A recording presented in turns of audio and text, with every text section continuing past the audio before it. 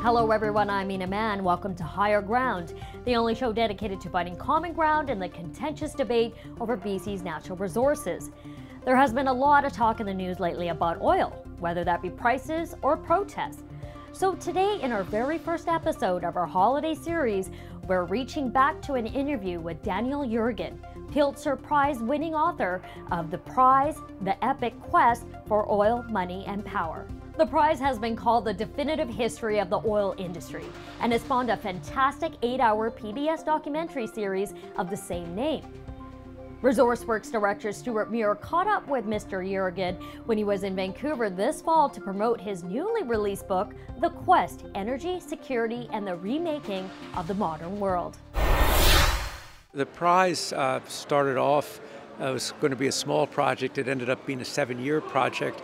And what I really wanted to do was tell the story of oil in the context of world history, of the conflict and clash of nations, of the building of the kind of society that we know today. So I really told it through people from the first oil well up until the crises of the 1990s. And it was an eye-opener for me because I learned so much. For instance, just one example, I thought I would write one chapter on oil in World War II.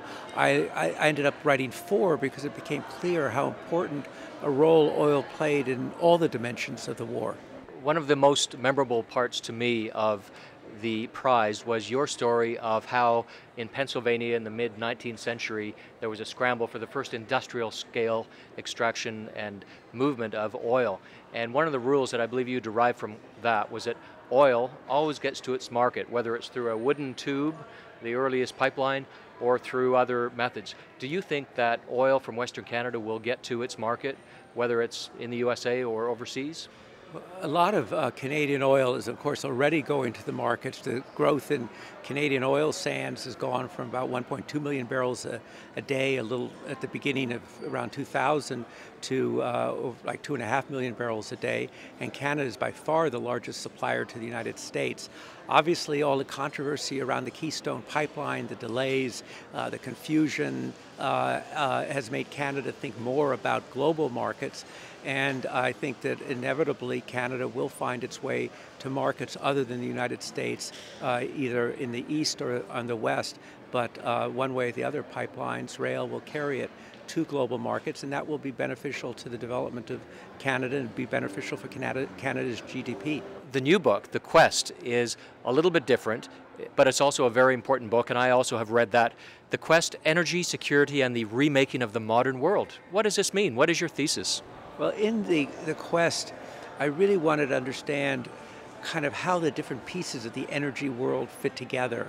How does oil and gas, electric power, renewables, how did climate change go from being an issue that was of concern to a few scientists in the 19th century who thought we were going to have another ice age to being this, very pervasive political issue today.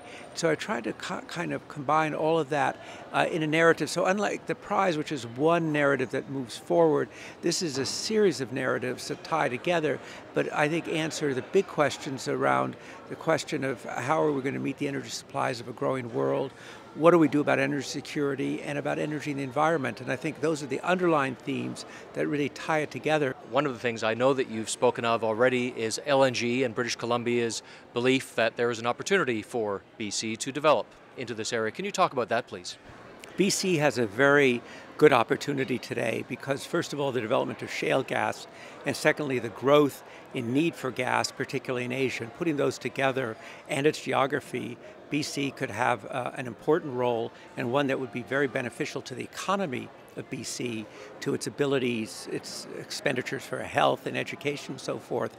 But it is a competitive world, and so there is a window, and there are a lot of other people who want to go through that window as well. So being able to pursue it in a way that's efficient, clear decision-making, dealing with the labor supplies that need to be there, the fiscal regime, all those things, getting the pieces together would make BC an important player in the global market and a real contribution both for BC and for the world community. In your opinion, is natural gas extraction safe for water, for air, for people around it? People have been extracting natural gas for a long time, and I was on the committee that President Obama set up to look at the environmental aspects around shale gas, and came away saying if it's done properly, it's properly regulated, it can be a major contribution. It's 44% of U.S. natural gas today, and if there were real big environmental problems, we would have heard about it. In the next 100 years, could you offer any predictions as to what our energy mix will look like? Well, I feel I can sort of go out about another 20 or 25 years, and I think we'll see a lot of growth in renewables, but we'll also see a lot of growth in conventional energy, because the energy demand that growth is going to be in the emerging markets. And so, I think 20 years from now, the energy mix will not look too different. 20, 25 years from now, could start to look different if we see the impact of innovations today.